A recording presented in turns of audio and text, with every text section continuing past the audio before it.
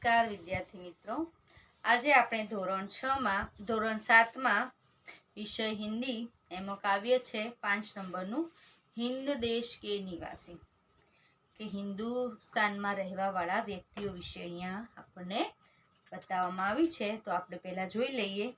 विविधता में एकता हमारे देश की विशेषता है।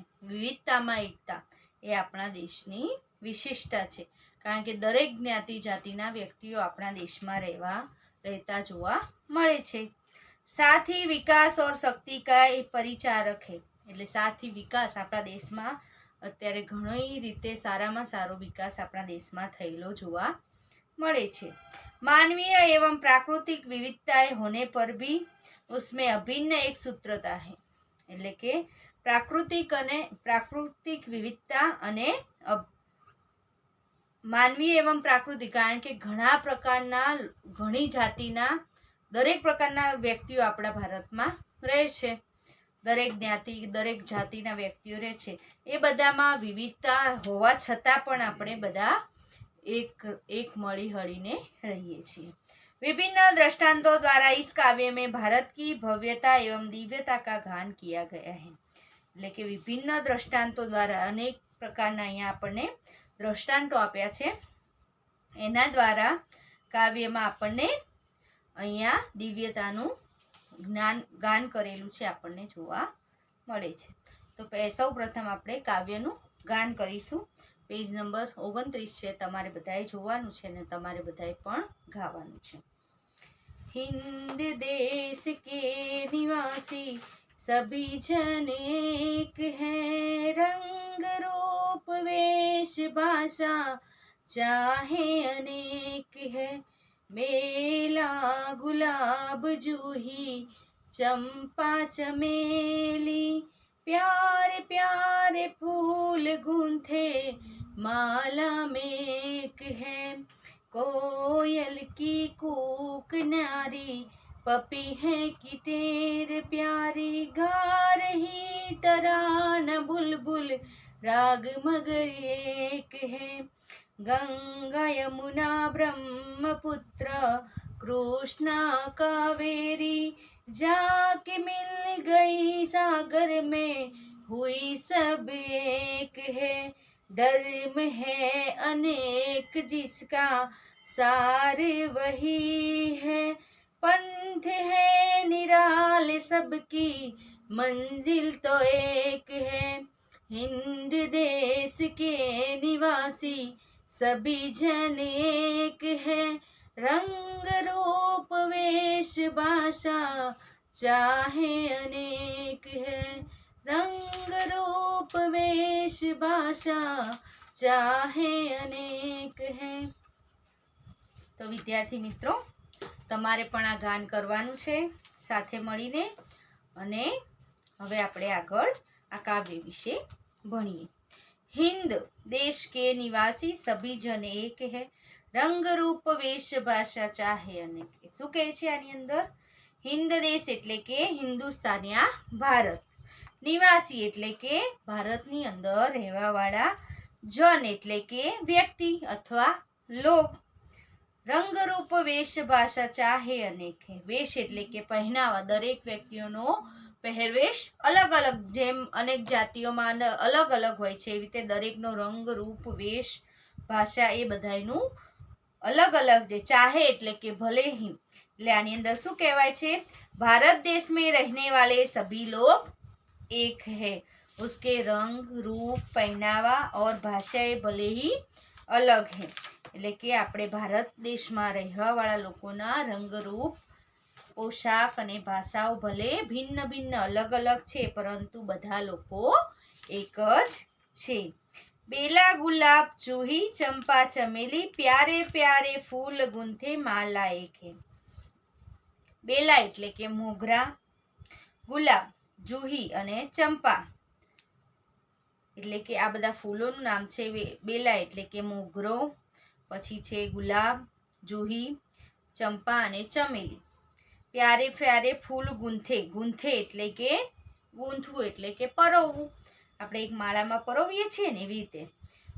ગુંથે માલા મેં એક હે એટલે કે मोगरा, गुलाब, जूही, चंपा छे, चमेली छे आदि फूल अलग अलग होते हैं, परंतु ये प्यारे प्यारे फूल माला में गूंथने पर एक बन जाते हैं। उसी तरह अलग अलग होकर सारे भारतवासी एक है।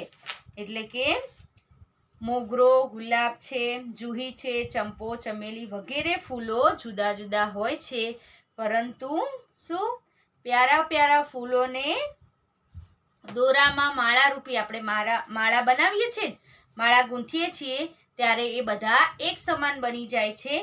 એવી રીતે જુદા જુદા ભારતવાસીઓ જુદા જુદા હોવા છતાં પણ એક જ છે। कोयल की कूक न्यारी पपी है की टेर प्यारी, गा रही तराना बुलबुल राग मगर एक है। एक कोयल की कूक न्यारी, कोयल छे कूक એટલે કે કોયલ की आवाज એ કેવી હોય છે? તમે બધાએ અવાજ સાંભળ્યો જ હોય છે કોયલનો કેટલો સુંદર મીઠો અવાજ હોય છે।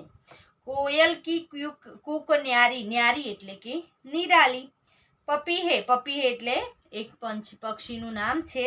पपी है की टेर, टेर एटले गाव। प्यारी गा रही तराना बुलबुल, तराना एटले के गीत, राग एटले गाने का ढंग, मगर परंतु लेकिन, परंतु अने लेकिन राग मगर एक है। शू कहे छे? कोयल की कूक न्यारी पपी है की टेर प्यारी, गा रही तराना बुलबुल राग मगर एक है। એટલે કે કોયલની બોલી નિરાલી હોય છે। કેવી હોય છે? સુંદર અવાજ હોય છે। પપી હે की बोली में अपनी मिठास होती है, પપીહા છે એની બોલીમાં પણ એકદમ મસ્ત મીઠાશ હોય છે। बुलबुल का गीत भी अलग तरह का होता है, એટલે કે બુલબુલ જે ગાય છે એનો પણ અવાજ, દરેક પક્ષીઓનો અવાજ તો अलग अलग હોય છે। बुलबुल का गीत भी अलग अलग तरह का होता है। इन सभी पक्षियों गाने में भले ही अलग अलग है परंतु उसका राग एक है। इसी तरह अलग अलग बोली और भाषा बोलने वाले भारतवासियों की आवाज एक जैसी होती है। એટલે કે કોયલના ટવકાઓ અનોખા હોય છે, પપિયાની બોલી પણ મીઠી હોય છે, બુલબુલનું ગીત છે એકદમ નિરાળું હોય છે। આ પક્ષીઓના ગીત ભલે ભિન્ન ભિન્ન હોય છે પરંતુ બધાયના રાગ અલગ અલગ હોય છે। એ આ કાવ્યમાં એવી રીતે કહેવામાં આવે છે કે એવી જ રીતે भिन्न भिन्न બોલી બોલનારા વ્યક્તિઓ હોવા છતાં ભારતવાસીઓના સ્વર એક જ હોય છે, ભારતવાસીઓનો અવાજ બધાયનો એક જ હોય છે। પછી છે ગંગા યમુના ब्रह्मपुत्रा कावेरी कृष्णा कावेरी जाके मिल गई सागर में हुई सब है एक है। शू कहे छे? गंगा यमुना ब्रह्मपुत्रा कृष्णा कावेरी आ शू छे? आपणी नदियों छे, पवित्र नदियों छे। वह जाके मिल गई सागर में हुई सब एक है, એટલે કે આ બધી નદીઓ છે એ આગળ જતા એ સાગરને જઈને મળી જાય છે અને એક થઈ જાય છે। એવી જ રીતે આ ભારત દેશમાં देश प्रेमी सभी भारतवासियों को एक बना देता है। એટલે કે ગંગા યમુના બ્રહ્મપુત્રા કાવેરી આ જુદી જુદીઓ નદીઓ પરંતુ સાગરને મળીને એક થઈ જાય છે। એવી જ રીતે દેશ પ્રેમી સૌ ભારતવાસીઓને એક બનાવી દે છે। धर्म है अनेक जिसका सार वही है, पंथ है निराले सबके मंजिल तो एक है। શું કહે છે આની અંદર? ધર્મ અનેક जिसका सार એટલે કે તત્વ, અને પછી શું છે? પંથ હે નિરાલે, પંથ એટલે કે સંપ્રદાય, નિરાલા એટલે કે ભિન્ન ભિન્ન પ્રકારના, મંજિલ તો એક હે, ધ્યેય અને દરેક વ્યક્તિનો ઉદ્દેશ્ય તો એક જ છે। ધર્મ અનેક હે પરંતુ એનું તત્વ એનો સારાંશ બધાય માટે એક જ છે। સભી સંપ્રદાય અલગ અલગ હે, હિન્દુ મુસ્લિમ શીખ ઈસાઈ એવા ઘણા બધા સંપ્રદાય છે, બધા अलग अलग छे परंतु सबका ध्येय एक ही है, मनुष्य को उन्नत बनाना। मनुष्य को अपनी मंजिल तक पहुंचाना।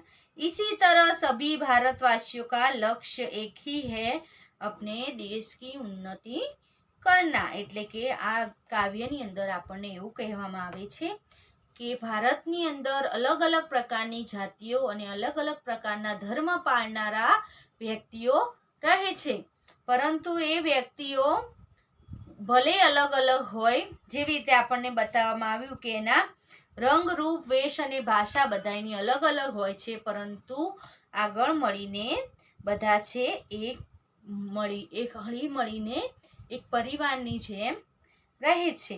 પછી બતાવવામાં આવે ગુલાબ, જુહી, ચંપો, ચમેલી આ બધા ફૂલો અલગ અલગ છે, પરંતુ બધાની એક માળામાં મળી જાય ત્યારે એ બધા એક જ ફૂલ થઈ જાય છે।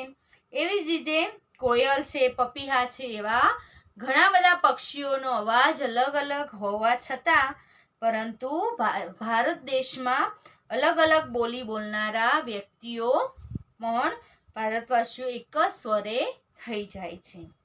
અને એવી જ રીતે આપણે સૌ દેશ પ્રેમીઓ ભારતવાસીઓને એક બનાવી દઈએ। તો હવે આપણે અભ્યાસ જોઈશું। प्रश्न के उत्तर दीजिए। हमारे देश की क्या विशेषता है? હવે આપણે આગળ જોઈ ગયા કે આપણા દેશમાં કઈ વિશેષતા છે। तो हमारे देश में भिन्न भिन्न रंग रूप और पहनावे में अलग अलग भाषाएं बोलने वाले लोग रहते हैं। इसके बावजूद यहाँ के लोग एक तरह है। इसी तरह विविधता में एकता हमारे देश की विशेषता है। પછી બીજો છે सभी नदियाँ कब एक हो जाती है? तो सभी नदियाँ अलग अलग स्थानों से निकलती है और उनके बहाव भी अलग अलग है, परंतु जब वे सागर से मिलती है तब वह एक हो जाती है। सभी धर्मों का सार क्या है? दरेक धर्मनो सार શું છે? तो सभी धर्मों का सार एक ही है, मनुष्य को बुराइयों से दूर रखना और उसे उन्नत बनाना। પછી પ્રશ્ન 2 છે શબ્દ પંખુડીઓ को उचित क्रम में रखकर वाक्य बनाइए। એટલે આપણને અહીંયા આપેલું છે શબ્દ આખું આપણને આપેલું છે, એની અંદર આપણે વાક્ય બનાવવાનું છે। તો हम भारत देश के निवासी है। પછી બીજામાં શું બનશે? कोयल की आवाज मधुर होती है। પછી ત્રીજું છે हमें या फूलों की तरह हंसते रहना चाहिए। પછી ત્રીજું બ છે गोले में शब्द चुनकर अर्थपूर्ण वाक्य बनाइए। तो पहलू શું છે? तो सोहन पढ़ रहा है, उदाहरण के तौर पर हमें दिखाया गया है कि सोहन पढ़ रहा है। પછી બીજું શું આવશે? रिनल पढ़ रही है, પછી रिनल खेल रही है, પછી मेघा पढ़ रही है। એવી જ રીતે તમારે આમાં વાક્ય બનાવવાના છે। કાવ્ય પંક્તિઓ કા ભાવાર્થ સમજાઈએ। આપણે આગળ ભણી ગયા કાવ્ય પંક્તિઓ, એનો ભાવાર્થ આપણે સમજાવવાનો છે। તો કાવ્ય પંક્તિ એમાં છે हिंद देश के निवासी सभी जन एक है, रंग रूप वेश भाषा चाहे अनेक है। એની અંદર શું આવશે? તો भारत देश में रहने वाले सभी व्यक्तियों, सभी जन रूप पहनावे और भाषाएं भले ही अलग अलग है, परंतु सब लोग एक है। यहाँ रहने वाले सभी लोगों की मातृभूमि भारत ही है। પછી પ્રશ્ન 4 છે औरत और लड़की के स्थान पर क्रमशः आदमी और लड़का रखकर परिच्छेद फिर से लिखिए। એટલે કે આની અંદર જે औरत શબ્દ આપેલો છે એનામાં શું મૂકવાનું છે?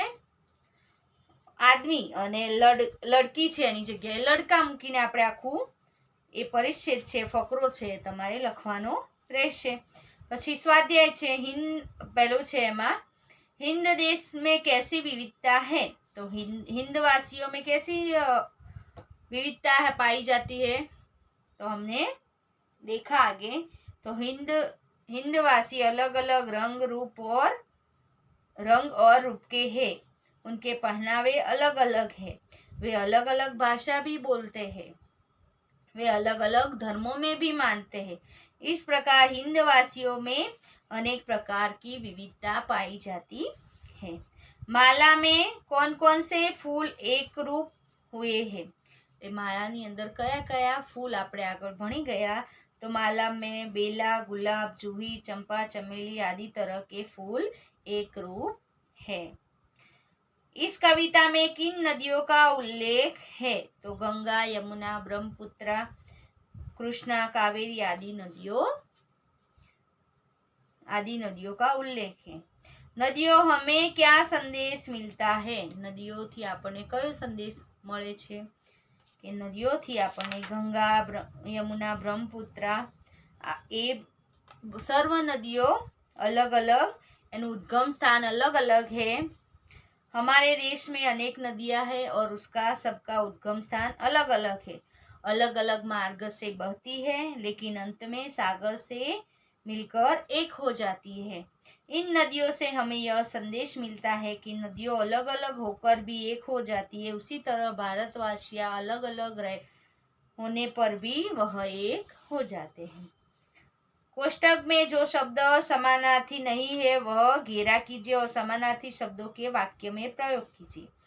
કે આની અંદર જે સમાનાર્થી શબ્દ નથી, પંથ તો શું થાય? રાહ, રાસ્તા, એમાં પેર આવે ન આવે એટલે આપણે એના ઉપર રાઉન્ડ કરવાનું છે. અને પંથ, રાહ અને રાસ્તા એ ત્રણેયના વાક્યમાં પ્રયોગ કરવાના છે. પંથ તો યહ પંથ સરળ નહીં હે. રાહ એટલે કે મુझे नहीं राह दिखाई मिल गई. रास्ता એટલે કે यह सीधा रास्ता है. એવી રીતે તમારે આ પછી છે કુસુમ છે, પુષ્પ, ફૂલ અને કાંટા. એની અંદરથી કયો શબ્દ અલગ છે? તો કાંટા. તો એ આપણે એની ઉપર રાઉન્ડ કરવાનું છે. પછી છે ત્રીજું છે આમ, અનૂઠા, અનોખા और निराला.